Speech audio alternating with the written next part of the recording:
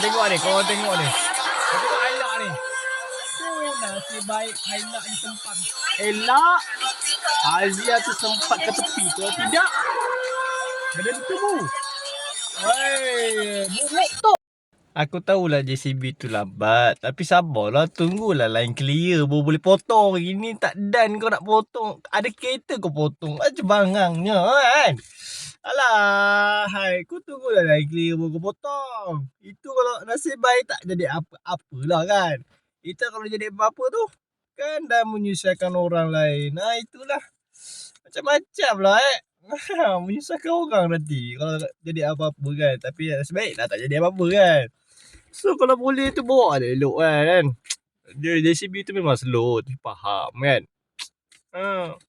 Tapi tak apalah. Berhati-hati di jalan raya Jangan lupa bawa otak. Bawa kereta tu Ingat tu. Follow lah dulu guys. Baru semangat nak buat video.